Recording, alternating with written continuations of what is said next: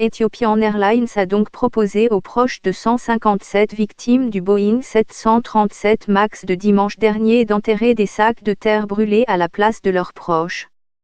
La terre du site de l'accident est mise à disposition pour un service prévu à Addis Abeba dimanche, rapporte Reuters. Des sources ont indiqué aux familles qu'il pouvait falloir jusqu'à 6 mois pour identifier les restes des victimes. Les certificats de décès devraient être délivrés dans 2 semaines.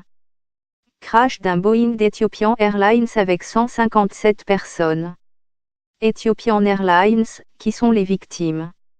Aucun survivant dans le crash de l'avion d'Ethiopian Airlines. Les 2 boîtes noires d'Ethiopian Airlines retrouvées. Le ministre éthiopien des Transports a déclaré samedi qu'il faudra peut-être beaucoup de temps aux enquêteurs pour trouver la cause de l'accident impliquant le nouvel avion. Une enquête d'une telle ampleur exige une analyse minutieuse et beaucoup de temps pour aboutir à quelque chose de concret, a déclaré Dagmawi Moj lors d'une conférence de presse. Les proches des passagers tués dans l'incident sont encouragés à fournir des échantillons d'ADN soit à Addis Abeba, soit dans les bureaux d'Ethiopian Airlines à l'étranger. Les familles endeuillées par les victimes se voient offrir un sac de terre calciné de 1 kg, 2,2 lb, à enterrer dans le cadre du service de dimanche dans la capitale éthiopienne, rapporte l'agence de presse AP.